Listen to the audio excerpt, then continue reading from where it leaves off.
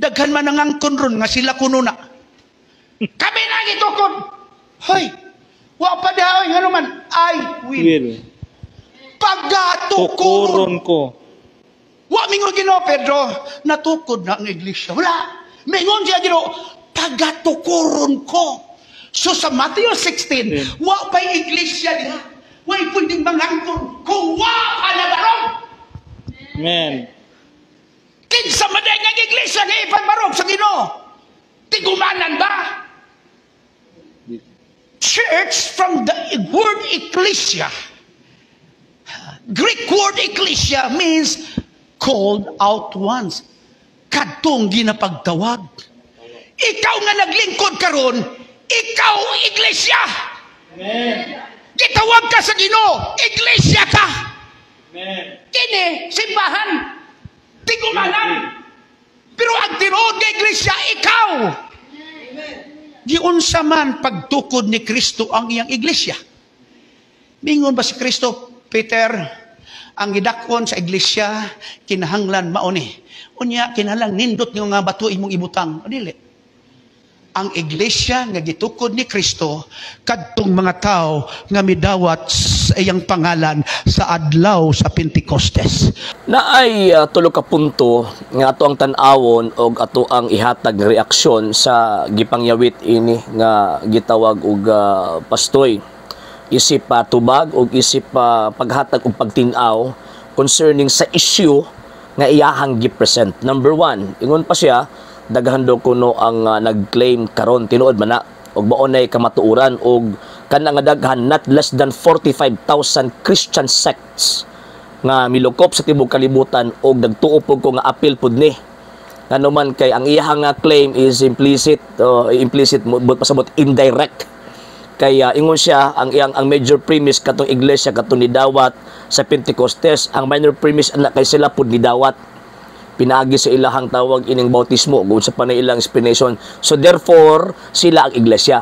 So ang iyahang tawag ka ng gisulti, gi-claim niya implicitly nga sila pod ang tinuod nga iglesia. Kanang maong pag-claim, dali lang kayo. Kaya namin giingon nga, dali lang kayong pag-claim. Claiming and proving are two different things. Ang pag-angkon o ang pagpamatuod, duha ka managlahing butang. Easy to claim, pero ang problema, hard to prove. Ang maong gitawag o gi-claim.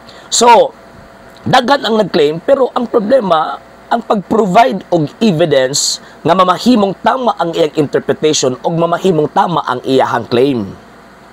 Dali lang kayo ang pag-claim sa balaang kasulatan, pero ang problema, again, ang prueba. Yang simbang Katolika, ang Santa Iglesia Katolika, Apostolika Romana, dili lang kayo siya nag-claim lang, kung dili, naghatag po siya og proof sa iyahang claim. Magbitaw nga, kung mabasa tag Biblia, maghimo tag exegesis, then after on that, magbasa tag kasaysayan, nga naman, tungod sa hinungdan nga paghatag og prueba, nga ang understanding sa scripture nga gi-claim, dili sayop. Tama, yun. Kaya factual man, na may evidence ang gitawag og pag-claim. So tama na nga daghang nag-claim, pero usa gyud ka buok ang nag-claim at the same time makahatag og prueba ang Santa Iglesia Katolika Apostolika Romana. Number 2, ingon pa niya sa St. Matthew chapter 16 verse 18, ingon pa niya wala pa daw po ni iglesia din ha. Pero based gyapon sing gisulti nga ang iglesia, ang meaning sa iglesia called out ones. So katong giingon niya nga from the Greek word ecclesia, called out one ang giingon niya, di ba? So kung mingon siya nga wala pa iglesia at that time, unsa nitong mga apostolis? Before gisulti ni Kristo nga thou art Peter and upon this rock I will build my church and the gates of hell shall not prevail against it. Una niyang gitawag ang iyang mga apostol. So therefore, naa na ang iglesia. Pero ano ni gamit mo og term nga I will? Kaya nga siya unang-una it refers or it points to the acts of a future nga tawag ining action. No, kanang word na nga I will pasabot na sa English grammar, strong determination nga sa dihang gisulti niya gibuhat na ang process of the completion. Kana act of foundation na, I will build my church, act of foundation na. Pero kaptong preparation na ang preparation kaptong iyahang kanang pagpuasa, pagpabunyag kang St. John the Baptist, then pagkahuman pagtawag sa mga apostol. Part to sa preparation eh. Then after on that, mao tong iyahang gitrain ang iyahang mga apostoles. Then diha na ang foundation. Then after sa foundation, naa ang completion, ano sa man na complete ang simbahan gitukod ni Kristo katong pagkamatay niya sa krus. Kanang giingon ninyo nga pagkanaog sa Espiritu Santo mo nang inauguration. Yang problema man gud aning mga tawhana, wala bitoy kanang puro lang literal ang understanding concerning sa nakasulat sa balaang kasulatan. Naa na iglesia, wa pa lang na kompleto, wala pa lang na inaugurate. So pagsulti ni Kristo nga, I will build my church, that church, but pasabot anak, dapat inaugurated. Ano sa aman, mahitabo, katong pagkunsad sa Espiritu Santo. Pero ayaw ingna, nga wala pa ang simbahan at that time. Number 3, ang iglesia, sumala pa niya, called out once. So, di ka matawag nga iglesia kung dili ka tinawag. Yang problema, ang claim nila, kamo ang iglesia. Remember nga, ang church, it is a convocation of people called out by God. Dili na refer sa individual. So, buti pasabot, kung iglesia, plural, dili na individual. So, kung plural na tinawag sa Diyos, asa man nagkaroon kamo? Ning buto lang mo karon nga century, ang nagtuo ko born agoy ni. Nagtudlo, nagbuto lang na 19th, 20th century. Di gyud na kamo. And ayo putlapod ang gisulti ni Kristo kanang giingon niya nga et porte enferinon prevalibont adversus iam. Even the gates of hell shall not prevail against it. Buti pasabot kanang called out once diha. St. Matthew chapter 16 verse 18 nga kanang tawag ining iglesia dili na mabungkag, dili na mawala. Nganuman, St. Matthew chapter 28 verse 20, ubanan niya sa kanunay hangtod sa katapusan sa kalibutan, ug di na kamutoy. Dili gyud na kamutoy. Na ay simbahan gitukod si Kristo. Og kanang simbahan na mao ang Santa Iglesia Katolika Apostolika Romana. And nagkatawag ko sa kanibitang paghata og distinction ni pastor sa building ug sa tawag ining people, murag wa gyud siguro siya ka tawag nagkakuha sa etymology ba, kung baga actually kanang word magud nga simbahan sa Bisaya kung imuhan ng tan-awon sa original nga tawag ining Greek, pwede magamit ang term nga simbahan sa word nga kyriakon, pwede pud magamit ang term nga simbahan sa word nga ecclesia. Mabuto sa translation from the original Greek to Bisaya, simbahan nya kaning sa maing kining sa Community Bible nga gipagawa sa Claritian, katilingban, di ba? Nya balay simbahanan kiryakon man na. So tanong mo na totoy ha, tanong mo na totoy. Ang simbahan katilingban kana nga iya or gitawag sa Dios. Kanang house of worship kanang ingon nimo nga on mo ning bato, butang nindot, butang bato nga tawag nang nindot nga kanang bulawan ingon ana.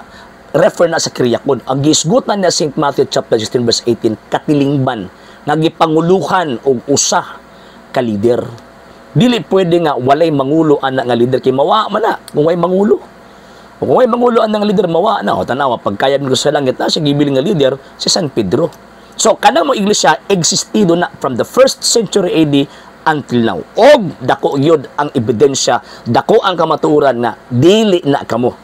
Ngano man kining buto lang mo 20th century na kanang iglesia ha mo ng Iglesia Katolika Apostolika Romana. Kung mingon mo nga di na tinod din mag-provide mong ebidensya. Kaya mo kag dili maguna mabasa sa Biblia, dili magamit as ebidensya ang word nga wala.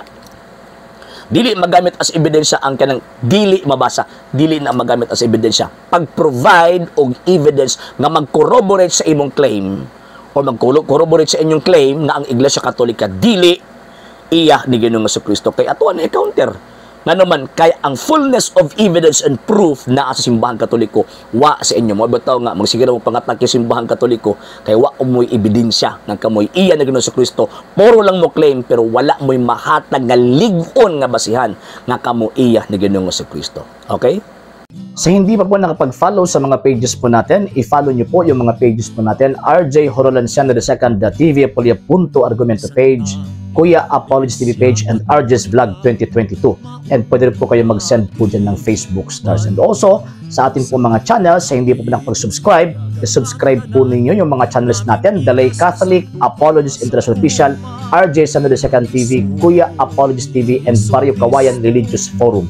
And pwede rin po kayo mag-send po dyan ng super sticker, super chats, and super thanks. And maraming salamat po sa mga kapatid at mga Katoliko na ulis pong tumutulong sa programa po natin. Maraming salamat po. Nang dahil po sa tulong at suporta po ninyo, ang programa po ito until now, andito pa rin po sa social media. And until now din po, nangangailangan pa rin po tayo sa tulong at suporta po ninyo dahil wala po kami magagawa rito mga sir, mga ma'am, kung wala po yung tulong at suporta po ninyo. Sa gusto pong tumulong, sa gusto pong sumuporta, pwede po ninyong ipadala ang tulong at suporta po ninyo sa pamamagitan po ng ating mga account numbers dyan po sa ating pong screen. And pwede nyo po kaming i-message sa ating pong page kung via remittance po yung papadala po ninyo. Maraming salamat po in advance.